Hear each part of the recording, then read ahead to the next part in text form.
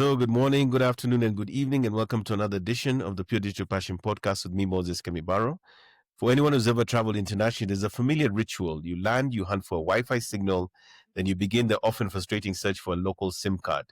Or you take the risk and leave home your home SIM on and you return to a shocking phone bill. This bill shock is a universal pain point. In fact, we've seen stories of people racking up bills of over 2 million shillings or even an unbelievable $143,000 just from data roaming charges. But what if that entire process could be eliminated?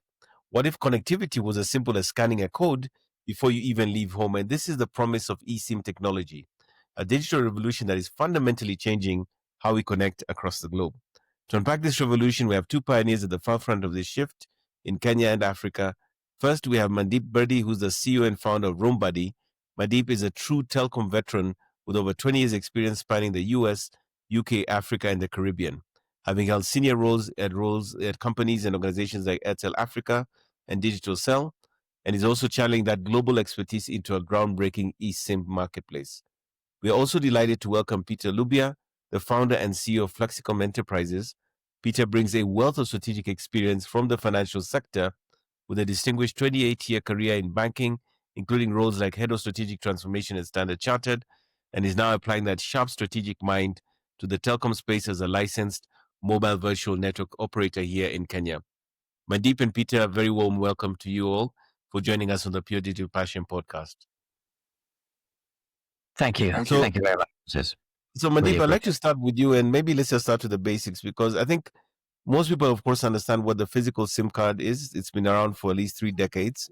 And for our audience, what exactly is an eSIM, and how does it fundamentally differ from that little piece of plastic that we're all used to putting into our phones? An eSIM is 100% digital, so it has the same technology like a physical SIM, but it's completely digital. And a customer can simply install it by scanning a QR code. Although these days they can even just click on a link, but primarily it's a QR code that's been generated, and it then embeds it into the motherboard. So Google was the first company that developed an eSIM phone, but then the Apple came. That's when this created this idea in my mind when I bought an Apple XS, which was the first model of eSIM, and I could install more than one.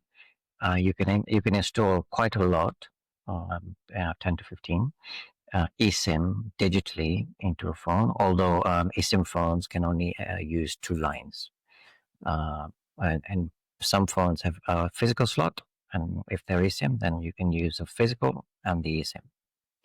So yeah. And it's so environmentally friendly.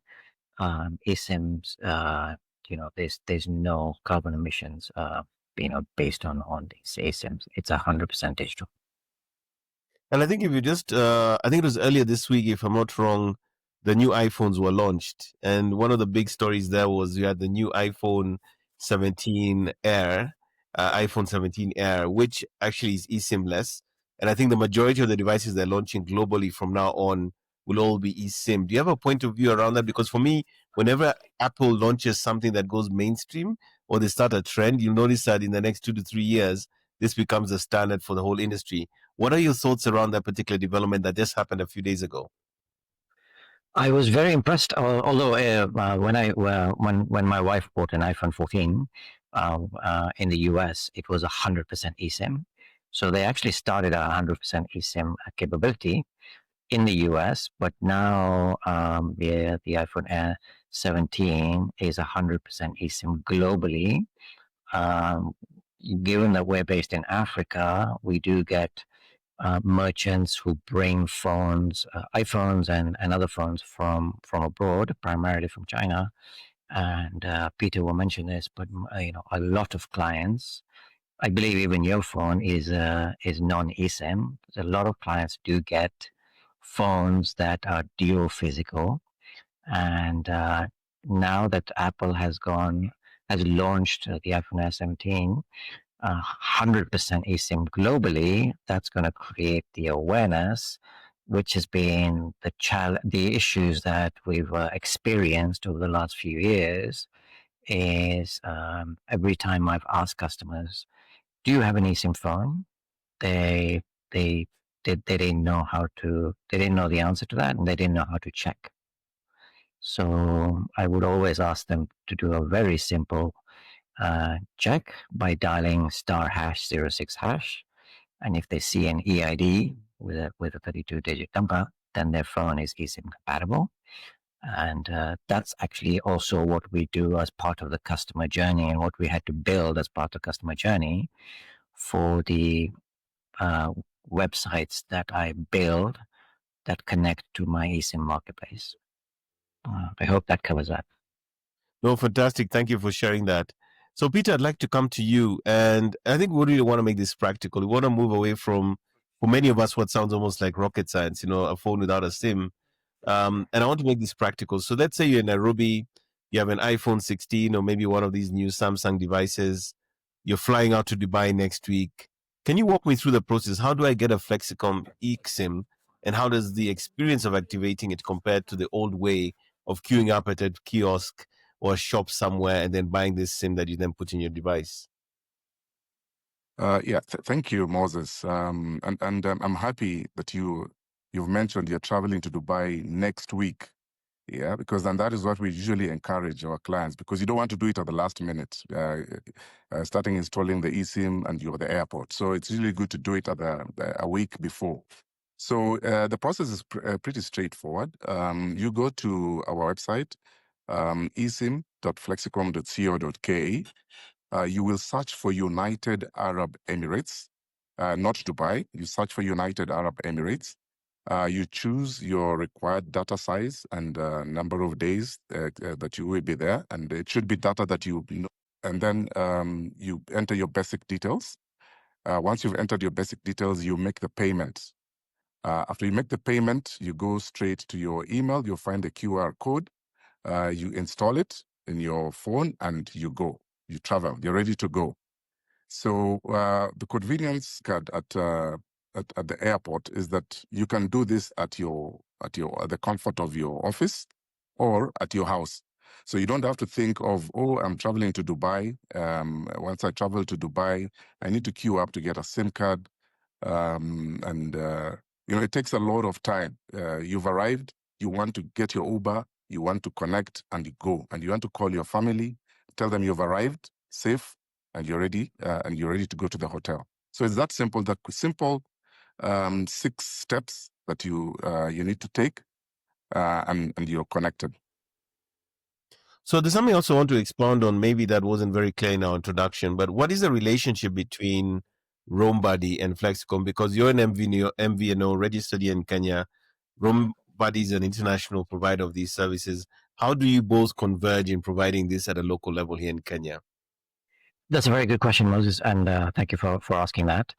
Given that I'm based in Kenya and the RoamBuddy is a UK incorporated company with plans to sell data roaming plans globally, I was finding, as I mentioned before, I was finding a lot of challenges with customers not having eSIM compatible phones, and that's when I managed to look up and find Peter, and we managed to connect based on the fact that he has a certified license from the Communications Authority of Kenya, where he can sell. So we decided to partner because we want to provide this service to everyone, not only customers with eSIM compatible phones. We want to save everyone big on roaming. And I've met so many people, even when I worked for the mobile operators, many clients used to complain about the roaming costs. And when I was in Dubai a few months ago, I got an SMS from my current operator, which was charging me 14 shillings per megabyte. And if you try the services, the sites like Flexicom or like KK Safari Data, which has gone live, you will see that the pricing for Dubai and the plans globally are way cheaper than incumbent operators. So yeah, and because Peter's license allows him to sell physical data roaming SIMs, we are now able to do that. So if a customer through the journey of any of the sites sees that their phone is not eSIM compatible, that doesn't mean that they can walk away. We are able to supply them with physical SIMs, and we already have these available today. And Peter will mention this, but we're very innovative, and we're actually working on a magic SIM, a magic PSIM. We call it a magical physical SIM. Will allow a customer to insert that physically into their non-eSIM compatible phone, but they will, so long as it's an Android phone, they will be able to embed eSIMs into that physical SIM, up to 12. So this is something we're already work in progress and doing stuff on. Fantastic. So it continues to extend, it continues to expose more capabilities as well that take advantage of the eSIM technology. Right. Yeah. Yeah. Absolutely. Maybe Peter, I could come back to you, and I'm thinking about beyond the convenience of travel, what are the other key benefits driving this shift? We often hear about enhanced security against things like SIM swapping, the ability to have multiple numbers on one device, which I believe, Mandeep, you've just talked about, but also environmental benefits. But what are the significant advantages that we can see with the eSIMs? And I think maybe I'll direct the question first to you, Peter, and then Mandeep, you can add anything else that you think is relevant. Yeah, thanks, Moses. Yeah, so just beyond the convenience of travel, one of the things that the eSIM comes with, since you can activate or rather download multiple SIMs onto your phone, so you have the ability to have your home line on as you travel. So you have your data line specifically for data. So some people, maybe people who travel for business or work-related travel, they need to have their home lines on so they can receive an SMS. Because in most cases, people will normally switch off their lines and just look for either a local line or just a Wi-Fi. But if you have a phone that can accommodate multiple eSIMs, you can have your home line on to receive SMS, OTPs, while your roaming SIM is specifically for data. And again, we talked about it eliminates plastics. The plastic card is eliminated. The shipping cost for shipping in physical SIMs is also eliminated. So the cost is basically it's a cost reduction. It's more efficient, and also emissions. There are no more emissions from the shipping, which is actually good for the world, for the planet. So those are some of the things that I see that bring the convenience just beyond the travel for the eSIM. Mandeep, you can add. Yeah. Mandeep, anything else? Yeah. Yes. So from a convenience perspective, and aside from the easiness of installing an eSIM, whenever tourists used to go abroad, or even tourists who come into Kenya, if they want to get a local SIM, the KYC process is very long. With the eSIM and the fact that our service is a data roaming eSIM plan, a customer does not need to go through that process of queuing at shops, providing their IDs, etc. The journey is their name and email. They make the payment, and this is something that, by the way, which our clients do like in Africa, is that they can pay with mobile money, because in Africa there are over 900 million plus mobile money users. They prefer to pay with mobile money, and we support that. So from a KYC perspective, the customer can order and install an eSIM in a minute, and there's nothing else required. And as Peter said, a customer can leave their primary line for receiving calls and SMS, which most customers receive OTPs, but they can switch their data to the data roaming eSIM, which will be a prepaid bundle, and they will never receive any shocks when they come back for data roaming bills. And they can reload, by the way. So, the customers do get notifications of usage, and customers who tend to buy smaller package plans like 1 GB or 2 GB, can end up reloading. They don't need to buy a new SIM. They can reload the current SIM after after they've bought the first one and their account is registered on the sites.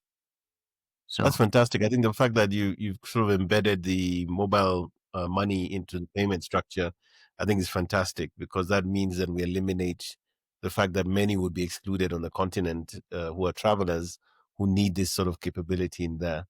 But Mandeep, I'd like to come back to you again just to talk a little bit about the broader eSIM technology and global uptake. And I think, given the fact that this week we saw Apple launching eSIM-only, the latest range of devices, they're literally going eSIM-only.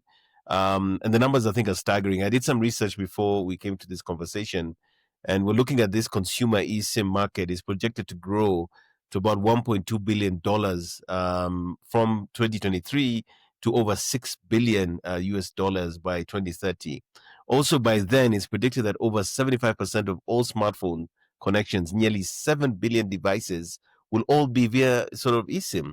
And Mandeep, from your global vantage point, and I can see you're probably going to start smiling here, that the potential ramp up that's coming in front of us is that these are, significant numbers, and basically saying that eSIMs are going to be the new normal when it comes to mobile devices.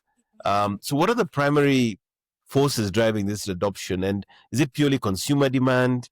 Device manufacturers like Apple are obviously moving in this direction. What's forcing this industry's hand? And I know you talked about environmental implications. Obviously, it's more affordable to deploy and more flexible. But what are some of the key drivers behind this trend that we're seeing globally?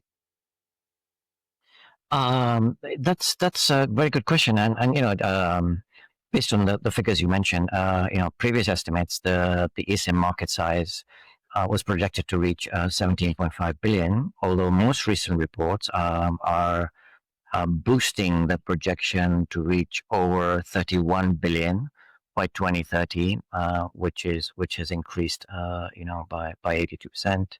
So overall, I believe that's happening because more and more phone manufacturers are switching, and creating eSIM phones. So over a year and a half ago, there were only 83 eSIM phones, and today there's over 266 eSIM phones.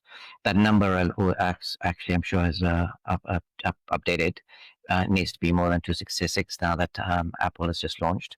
So that's creating a lot of awareness, and through the experiences that we've gone through, Peter and I, when someone has used an eSIM once or twice, they're so familiar with the how to install and use it that it becomes super easy. And in some cases, especially the ones where we have the physical data roaming SIMs, the customer does not need to walk away and throw the SIM after using it once. Yeah. They can use it constantly. So we're constantly innovating the technology where we want our clients to install one eSIM and use it as much as possible. Although, because of the fact that we're unable to provide an eSIM that's covering every country globally, today our eSIMs support 132 countries.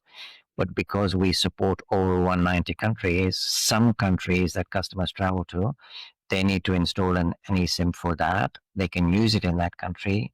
And after that, if they don't plan to go to that country, they can delete it. Now, there's no cost to that. It's just constantly saving them. But we want to make the experience more and more simpler by trying to increase the number of countries, with a single-use eSIM. So, yeah, I'll pause that. That's fantastic. So, I mean, what you're saying here basically is that once you get this eSIM, it gives you this flexibility to use it across multiple markets. And then it's, something you can have for the long term. You don't have to keep getting a new one as such. Correct. And the number of operators who, many years ago, it was Safaricom in Kenya that started with this, eSIM, and then we, Airtel. So operators globally are increasing. So they're actually creating the awareness more and more. And based on research, today Around 75% of travelers now tend to use secure eSIM for travel services. So yes, some people don't change their phones for a very long time, and even me, I have the original Access phone, and I still continue using it. And it was the first model by Apple that was eSIM. So we are seeing progressive growth in this business, and travel has increased, and the data roaming business has also increased. And many years ago, one of the first companies that started this venture is now a unicorn. So there's one Oh, company globally that is a unicorn in the eSIM data roaming space. But my focus at the moment is Africa, Middle East, but I'm expanding more and more, and now I even have partners in the LATAM region who loved my service, and they've asked me to create sites for them.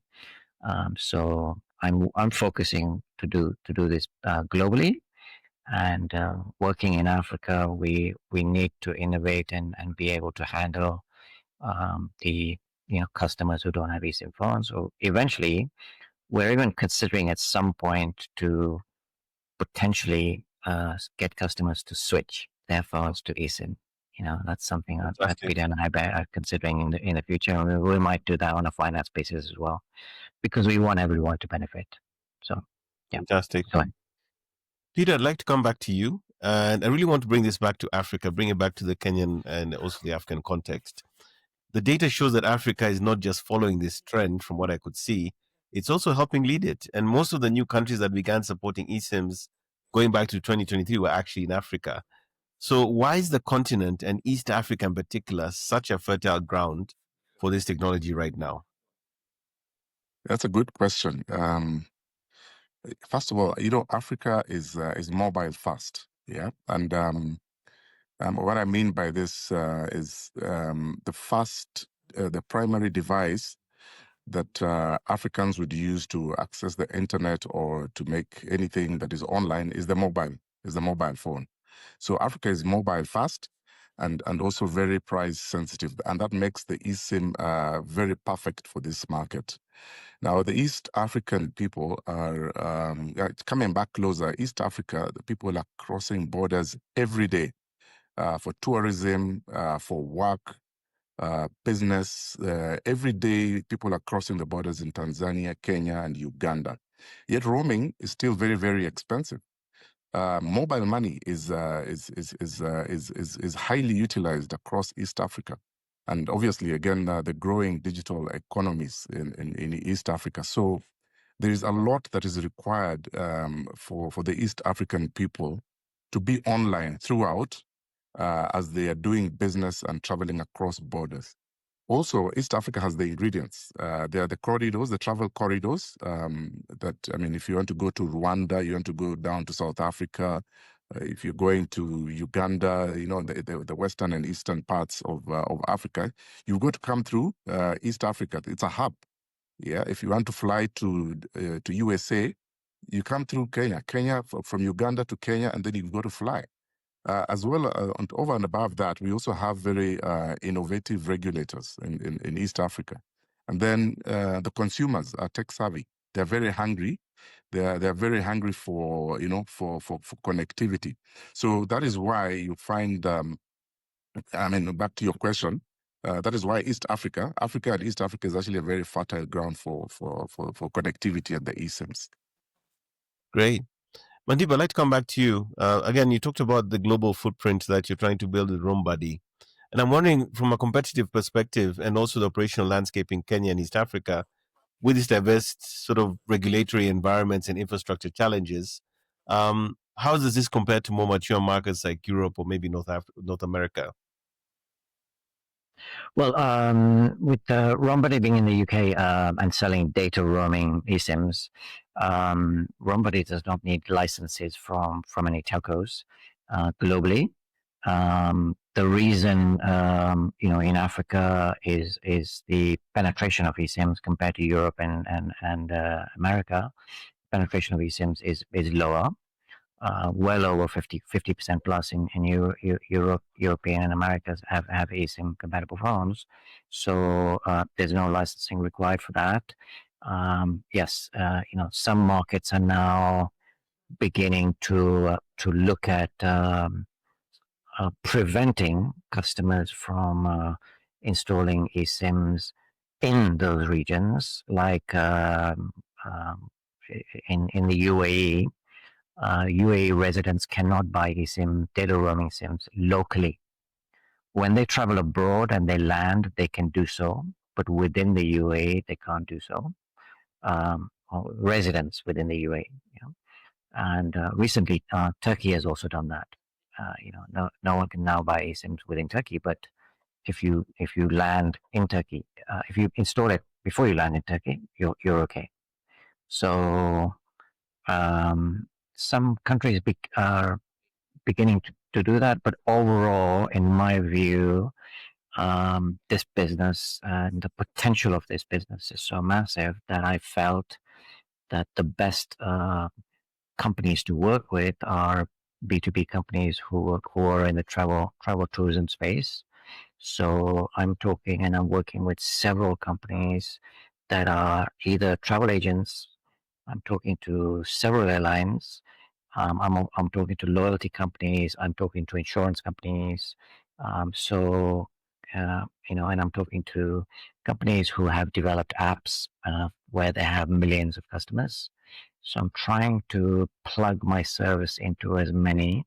And to give you, a good example, like globally and in the UK, there's a bank called Revolut.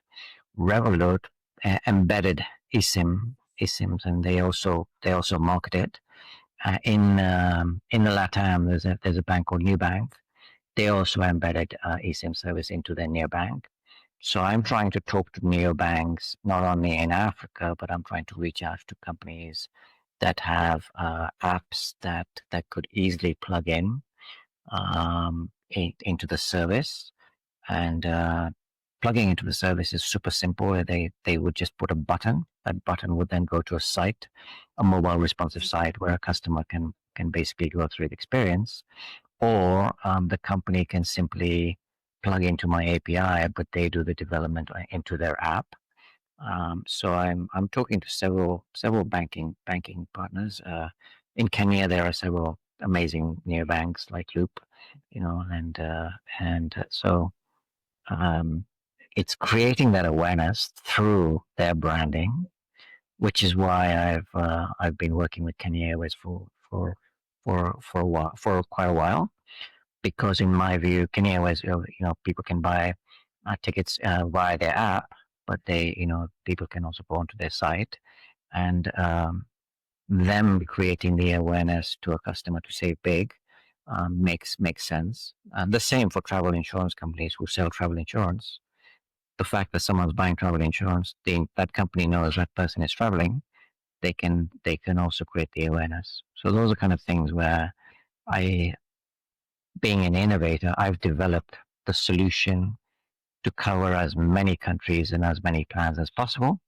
It's really to work with partners that are able to make every customer happy in their travel.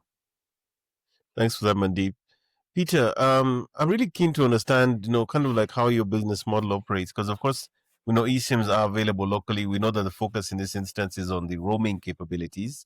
But how does your organization, Flexicom, which is specialized and relatively agile, differentiate itself in terms of price, customer experience, or the breadth of your global coverage through the RoamBuddy partnership? How do you stand apart from others who might be offering similar propositions in the marketplace?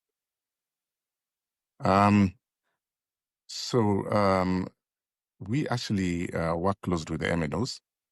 Yeah, we work globally, not just in Kenya, but globally we do work with the MNOs. The only differentiator here is that we have global affordable data plans that the MNOs may not be able to provide globally in over 190 countries. They may be limited to a few countries here and there. However, we do have global plans. We also have regional plans, and we also have the country plans, which Mandeep has just mentioned. So this provides convenience. Great convenience, because you all you need to do is get your data plan before you travel. Yes, and you travel. By the time you travel and you arrive at your destination, you are already connected. So we're bringing the eSIM experience directly to your phone. Okay, not many people have been able to install an eSIM on their phone, but now we're bringing it to them directly to the comfort of their homes, to the comfort of to their offices. It's a do-it-yourself process. It may take a little, maybe 10 minutes maximum. However, by the time you're traveling, you will appreciate what you have gone through. As Mandeep has mentioned also, we also have a magical SIM card, and I want to offer you one to try in your next travel, which now can turn your, let me say, eSIM incompatible phone into an eSIM compatible phone, just by using the magical SIM card. So that supports phones that are not eSIM compatible, and that is the big differentiator for us. Fantastic. So, Mandeep, I know you somewhat casually mentioned your Kenya Airways affiliation a short while ago. And I know this is one of the key reasons why we're having this conversation today. The fact that, first of all, congratulations, you've signed this new partnership with Kenya Airways. Kenya has launched something called KQ Safari Data. And I think this is a massive validation that the eSIM direction is going, significantly mainstream. And I want to share maybe the story about how this partnership came about, how you worked with the KQ Fahari Innovation Hub, which is the innovation studio or space that Kenya Airways runs, and what problem you were solving for the airline. Maybe you can build on that and tell us how this all came about, especially given the fact that this was the week when the media coverage came through around this particular strategic partnership. Okay, so historically, a long time ago, I got an email from the Fahari Innovation. I received an email, and it was requesting, any entrepreneurs, innovators, to come and propose solutions that could be beneficial to Kenya Airways and its customers. And having been in the telco space for decades, and the fact that I've always been using an eSIM phone, since I got it, way back when I was in Jamaica, working for Digicel. When I came back to Kenya and I got that email, that's what made me think that, it being the main airline in Kenya, I felt that it was the perfect opportunity, having received feedback from customers in telcos that I worked for that roaming is the most expensive. That's so I'd already been working on the background, developing the back end marketplace. But then when the Kenya Airways email from Fahari Innovation came through, I felt it was the perfect timing to be able to pitch to them for me to create the front end website and fully custom branded. And we went through a lot of testing in the early stages, because I had not met with Peter, and I was receiving responses from Kenya Airways staff that they didn't have eSIM phones. I actually developed an eSIM MiFi device, which I was giving to pilots. So I would embed the eSIMs into the MiFi device, and they would load the plans. And the feedback that I had was amazing. But then during that point in time, then I came and met up with Peter, and so now we are also going to work towards providing clients with physical SIMs if they do not have eSIM. And so we've been doing a lot of testing with staff and going through the journey and making sure that everything was going to work perfectly. And so we've that's what led to then eventually going live. And yes, I've been patient and I'm very perseverant, and I'm very glad that Kenya Airways is my first airline client, and I'm looking forward to expanding more and more, because I want everyone globally who travels to be able to use the service. It's primarily where they go through. I'm the my focus is on the back end, but I want to work with as many companies in the space and have customers purchasing from them directly, meaning that it's a win-win-win for all of us. Fantastic. Peter, Flexicom also offers enterprise solutions. So I imagine a Kenyan company with a sales team that travel frequently across maybe Africa, Europe, the Middle East. How can they use a platform like this to centrally manage their team's connectivity, to control their costs, maybe to eliminate the nightmare of expense reports for random SIM cards? And I'll tell you that as an entrepreneur, that can be a nightmare. I've seen how both in corporate environments and SME environments, just reconciling that sort of thing can be a bit difficult. So how is your company able to Flexicom able to sort of handle that proposition for the enterprise? Thank you. That's one of the key things, or rather solutions, that we are driving with corporates here. We want to save them on roaming fees. We want to provide them with convenience. So you talk about Africa and Europe. So we have. I talked about regional plans earlier on. So we have global plans, which works globally, and we have regional plans that work in regions. So we've got an Africa plan, Africa regional plan, and we also have a Europe plan. So if your team is traveling in Africa, they can use one SIM card across up to even 37 countries. They don't have to keep changing SIM cards in every country that they go. If you're going to Europe and your team, you have another team that is going to Europe, we can give them another one SIM specifically for the European region.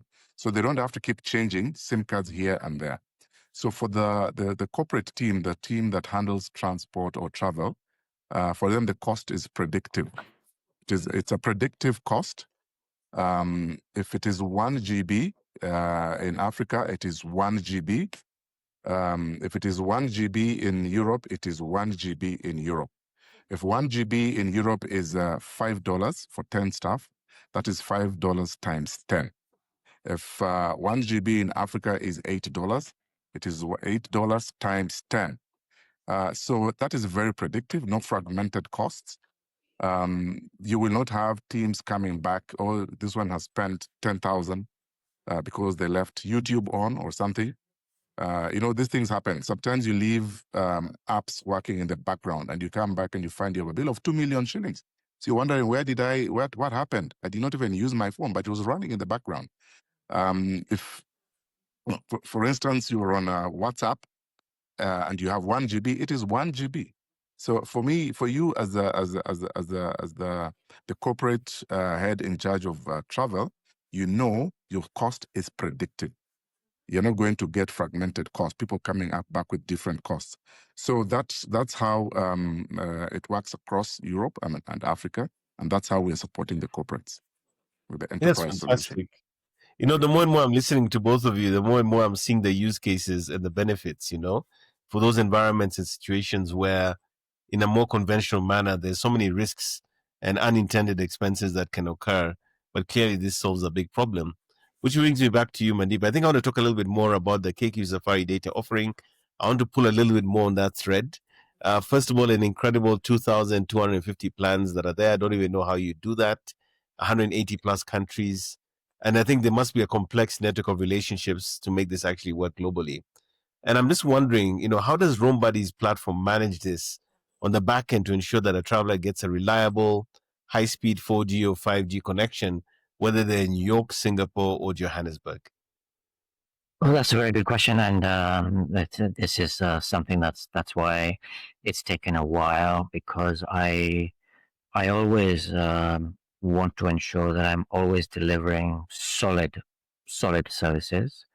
So I was doing tests before I plug in, any providers, and and test thoroughly. So that's what in the early days, I only had around 500 plus plans, then eventually I ended up having 750. And the reason they've gone up to 2,250 is that because we've also allowed, aside from the standard package plans of 1, 2, 3, 5, 10, 20, 50, we are also now able to do unlimited plans based on days. So, 1 day, 3 days, 7 days, 10, 15, so, and because of the number of countries, the fact that customers can get package plans or unlimited plans based on the duration, then there's choices. And I've constantly always tested before plugging in the right providers into the back end. And my back end marketplace, runs on AWS, and we always ensure that the customer always receive. Yes, it is true. Sometimes if a customer might be roaming, but the network that they're always attached to the local network. So like when a tourist comes and purchases a Kenya SIM, and it's Kenya attaches to Airtel. If they're going in certain parts of the country where there's low or zero coverage, that's not something that I can solve, because it's really the operator's coverage. But yeah, that doesn't mean that that they don't go live. So we always ensure that they're able to connect as much as possible, and reduce speeds from 3G, 4G, 5G, wherever possible. And yes, the regional plans, I've tried to increase and have as many countries as possible, because some of the customers that Peter and I communicate with, they want as many countries in Africa plans, because most of the staff travel in Africa. My Asia plans, I have plans that are 7 countries, 13 countries, 21 countries. Africa plans, we have 12, 20, 23, and 30, 37 countries. So it's really trying to provide the best service, but also the best coverage as much as possible. And that's what differentiates us from many operators all around the world. You being in Kenya with your current operator, can you get a Euro plan for roaming? I don't think so. With us, you can. And only yesterday, someone bought a plan, and he's going to 4 countries in Europe, and he was very happy that he was able to buy a Euro plan that covers all of those 4 countries, and he doesn't need to go through the experience in every country to buy a local SIM. Fantastic. I mean, the conveniences just keep on piling up. Peter, I'd like to come back to you, and this question also will be directed to you, Mandeep. Really, it feels like this is about embedding connectivity directly into the travel journey. So rather than being an afterthought, from the very onset of your trip planning, how you're going to be communicating, how you're going to get it online, and really also strengthening loyalty for the partner brands that you work with. So I'm just curious in terms of what has the initial feedback been? Where do you see this going? And will we soon be booking a flight and having our data plan potentially automatically provisioned as part of the ticket? Is this something that we can see coming in the future, Peter? Yeah, absolutely. Looking at the number of partners that we are talking to, who want to sign up with us, many of them are looking at this as part of their loyalty. Because right now, connectivity is now part of the travel journey. It's no longer an afterthought. When you want to travel, you know that you are going to arrive in your country, wherever you're going, your destination, and you will need to communicate. You will have to look either for a Wi-Fi or a local SIM or whatever it is. So this is where we come in. We're looking at a roadmap where towards where you get ticketed connectivity. Yes, ticketed connectivity means when you book your flight, I see a situation where you book your flight, and with your consent, you get a data roaming plan embedded as part of your ticket. So that is the roadmap that we're looking for, and with the number of corporates that we are talking to, this is the same direction that they're looking at, creating convenience and loyalty for their traveling clients, because many of them have customers who travel worldwide for business. They are supporting them in different ways, And when they reach there, for example, banks, they have a challenge with OTPs because there's no connectivity. And nowadays, banks are sending OTPs on email. So if you don't have a data connectivity, you will not get your OTP to access your banking facility. So it's become part of the travel journey and no longer an afterthought. What And about in the you, Mandeep? loyalty space, in the loyalty space, with banks, with airlines, etc., we are trying to convince those kind of companies, the corporates as well as the airlines, that as we're getting close to Christmas, a customer might be able to get a physical SIM, which, as you can see, it's a data roaming SIM. That's Peter's, and that could be given to loyalty companies or gifts to the banking clients or the airline clients to say, thank you, Moses, for working with us and being our client. We really appreciate it. We know you travel often. We want you to save big. And here's your Christmas gift from us. And giving something like this gives benefits to customers forever. Wow. So we are trying to convince as many companies, banks, etc. And in the loyalty space, everyone does issue cards. So Fantastic. physical cards, and being able to plug that roaming as well, or doing a check first before giving a physical SIM. By confirming someone has an eSIM and being able to maybe give them a special discount. So on the sites that I've been building, we have the ability to do coupon code. So a corporate can issue a coupon code to a customer and say, you get $5 off, or you get 50% off for the next plan you buy. Use this, Christmas 2025 code, for example. That's a good strategy. I think just sort of looking at ways to distribute through some of these programs, fantastic, so that you don't even need to think about it. It's just there, and it becomes a value add for both the customer and the business. Peter, I'm thinking about just being very practical. We have an audience of across all the platforms here, possibly the region of 100,000 more. And I want to get really practical, like we like to say in Kenya, core ground. And if somebody's, watching this or listening to this conversation and they've been convinced they're going on a holiday, they're going on a business trip, what's the simplest, most direct way for them to get a Flexicom eSIM for their destination of choice? It's the simplest way is go to eSIM.flexicom.co.ke, choose your data size and number of days for wherever you're going, check compatibility of your phone if it is compatible with eSIM, enter your basic details and pay, install the eSIM and turn data line onto the new eSIM and go and travel. And if you're not compatible, your phone is not compatible, as Mandeep has showed you, we now have physical SIM cards to cater for those who do not have compatible eSIM compatible phones. It's a straight, simple five steps, which will not take you more than 10 minutes. So that's eSIM.flexicom.com.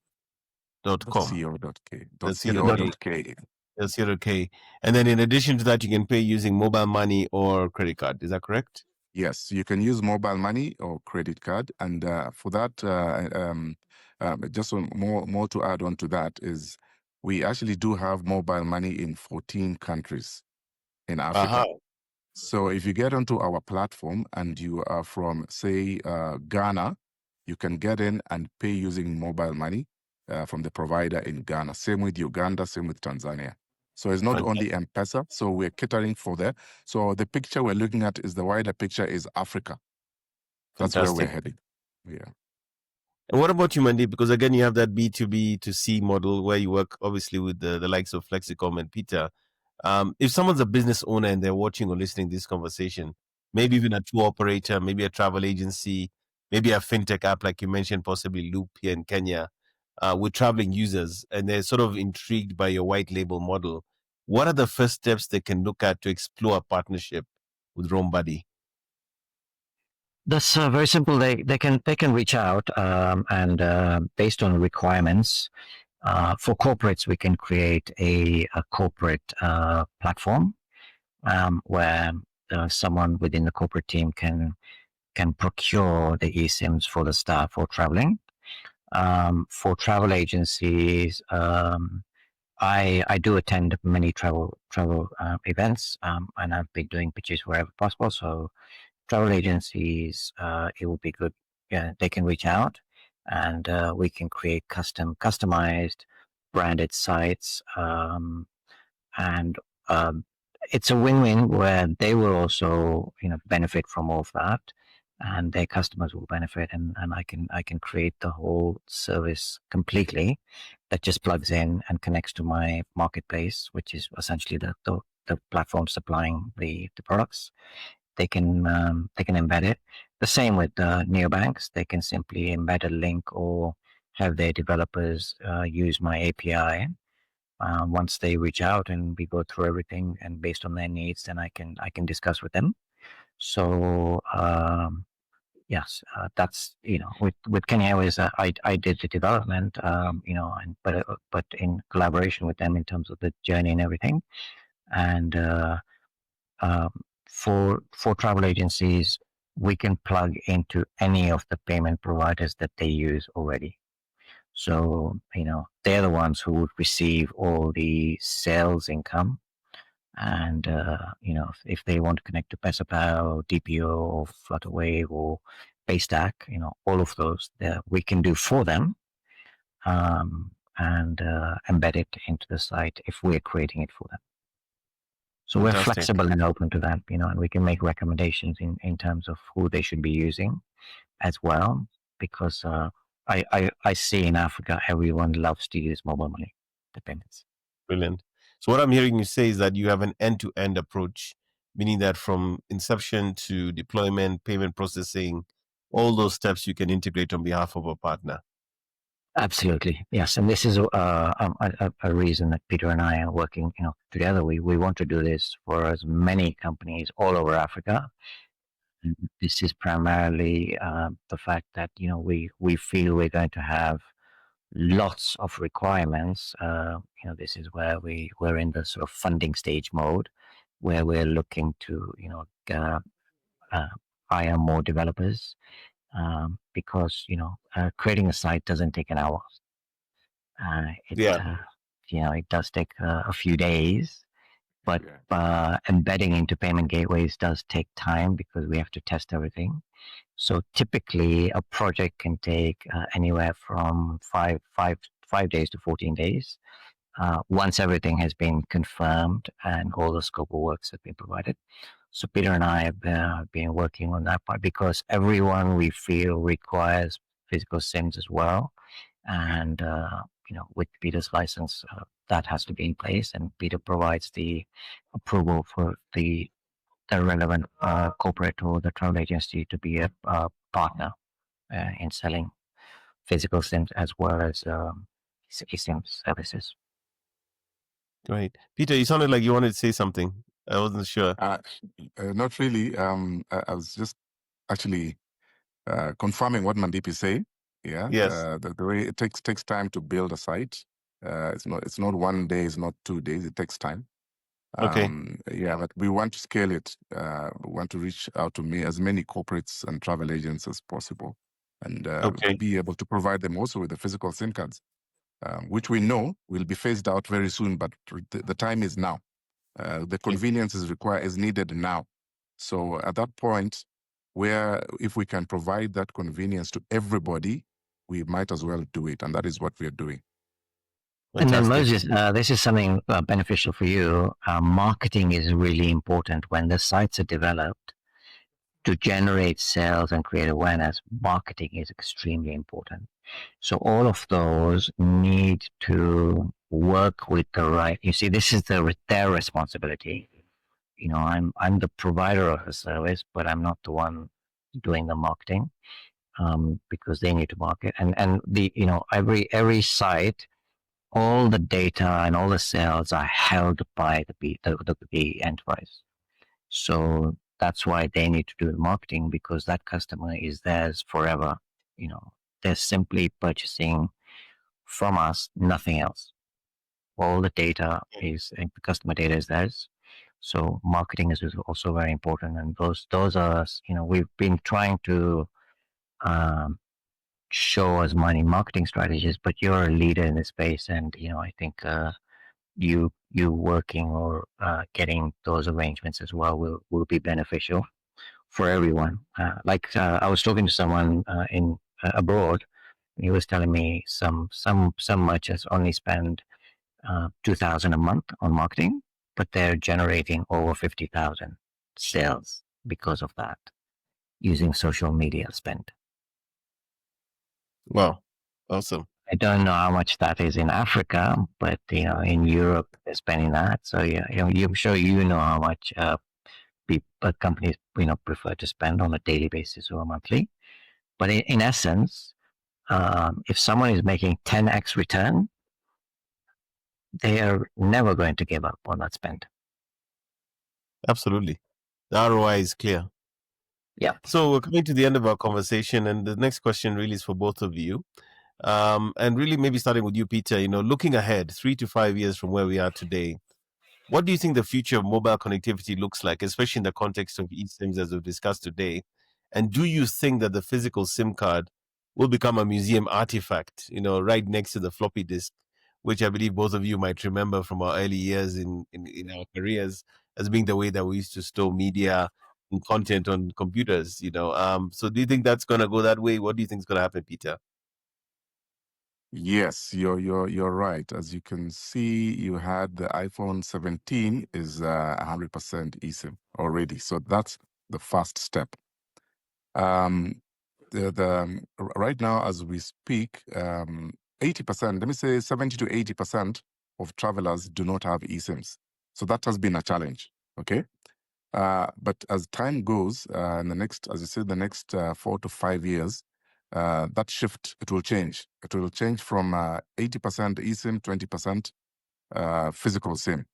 And you can see even Samsung A55, is it A55? Yeah, now are producing eSIMs already. I think Motorola have another lower version of a phone that is also now that now has eSIM capability. So as you can see, the eSIM capability was mainly focused on the high-end phones, right? But now the shift is happening, and the lower end, the more affordable phones are also now beginning to be produced with eSIM capabilities. So yes, it will become a fossil. It will be in the museum somehow one day, the physical SIM. And at the end of the day, it will be good for the environment as we go fully digital. Fantastic. Mandeep, your thoughts, 3 to 5 years out, what are we seeing? What happens from here on? Very good question. And from that point, based on the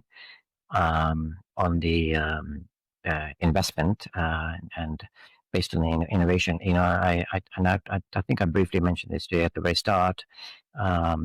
When someone procured an eSIM, they had to do a scan. But then Apple developed a service where now they don't need to do a scan. They can just click on a link and it installs it. And that's improved the experience, because if I'm buying it and I'm sitting at the airport and I don't have my laptop with me on my phone where I made an order, I receive the email on my phone and I just click on the link. So I'm trying to innovate, and in my view, making the journey extremely simple. I'm constantly trying to reduce the pricing, and I know that the coverage of eSIM, the growth of eSIM phones is happening a lot. Even me, I'm considering moving to an iPhone Air 17, 100% eSIM, even though I have a physical an eSIM. So the fact that I'm considering that means, eSIM is the future, and everyone being able to do it. And also, I'm also getting requests like this. Even on yesterday, I was getting a request. where in some cases, I'm being told, Mandeep, we would love to also get a phone number and provide voice SMS. That's something that I really need to consider because from a regulation perspective, that's important. In some cases, it's not difficult. Like in the UK, I can work on getting or supplying a customer with a voice and with a number, an SMS, and data for roaming. So they can they that means if they're traveling and they want to call an Uber or Bolt or a taxi, they're able to do that. So many months ago, I was in India. I wasn't able to call a taxi because I didn't have an Indian number, and I didn't secure one, but I did have data. So I'm getting requests for those kind of things. So I'm thinking of that progressively based on the potential and of growth and scaling the business and securing seed investments to because I also, just like Apple have the ability to install a link, I want to do the same for Android. So whenever someone makes an order, they don't need to scan the code. They can literally click and it installs on Android or iPhone. Wow. Yeah. So Thank you so I'm much. constantly innovating. Yes. Okay. Yeah, and I think there's so many possibilities, but clearly we don't have enough time to cover all of that today. But thank you Indeed. so much, Peter and Mandeep, for all these insights you've shared. I feel like now I have a sense of what eSIMs really are and possibly how I can work with them. I think fundamentally it's about rewiring global connectivity, making it affordable, more environmentally friendly, more convenient, also more secure. And I think for our audience, there's this learning that we've had today around the partnership models that you have, how RoamBuddy is working with Flexicom with the local expertise and the licensing they have for the MVNO. We've talked about the KQ Safari data proposition or partnership with RoamBuddy, so that Kenya Airways really shows that this is something that is significant. And I think as one of the top carriers in Africa, I'm sure RoamBuddy is going to gain a lot of business from this approach. And I think to our audience, if you're a traveler, you can check out the new offering at kqsafaridata.com. So that's kqsafaridata.com to learn more about how you can actually use the same. Also visit roambuddy.world where you can learn more about Mandeep and his business. And of course, Flexicom Enterprises, where I believe it was communicated to us, you can go to esim.flexicom.co.ke, where within 5 minutes using mobile money or credit card, you can actually purchase an eSIM from them. And generally, thank you so much for joining us all for this podcast on Pure Digital Passion. And hopefully, we'll catch you in the next one.